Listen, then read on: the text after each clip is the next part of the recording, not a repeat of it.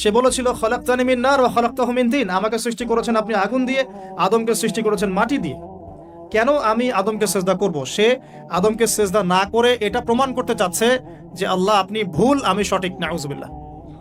এটাকে বলা হয় বাতিল কিয়াস, বাতিল কিয়াস, ভুল কিয়াস। এবং শুধু তাই নয়, আল্লাহ রাব্বুল আলামিন তাকে ওয়ার্ন করার পরেও সে কিন্তু ইউটার্ন করে তওবা করে ফিরে আসে নাই। সে তার মতের উপর অটল ছিল।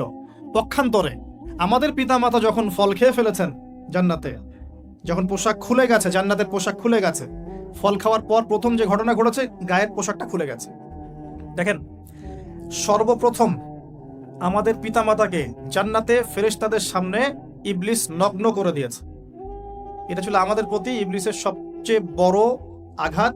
শুরুতে, প্রথম আঘাত। শুরুতে শিরক করাতে পারে নাই, বেদাত করাতে পারে নাই, হারাম খাওয়াতে পারে নাই ইত্যাদি। শুরুতে আমাদের পিতামাতাকে সে অবাধ্যতায় লিপ্ত করে গা থেকে জান্নাতের পোশাকটা খুলে ফেলে দিয়েছে। এখান থেকে আমাদেরকে বুঝতে হবে, আজকের এই গ্লোবাল সোসাইটিতে আমরা যে নগ্নতার এই ভয়াল থাবা এবং প্রদর্শনী দেখছি, এটা ওই আসমানের ওই যে ইবলিসের যে চক্রান্ত, তার এই জমিনে বাস্তবায়ন হচ্ছে। বুঝাতে পারিনি মনে হয়, আল্লাহ মাফ করুন। ইবলিস আমাদের পিতামাতার গা থেকে কাপড় খুলে ফেলে দিয়েছিল।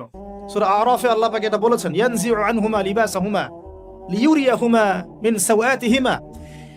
হে বনু আদম, তোমরা সতর্ক থেকো, তোমাদের পিতামাতার গা থেকে কিন্তু ইবলিস কাপড় খুলে ফেলেছিল, তোমরা পৃথিবীতে গিয়ে আবার সেই কাজ করো না।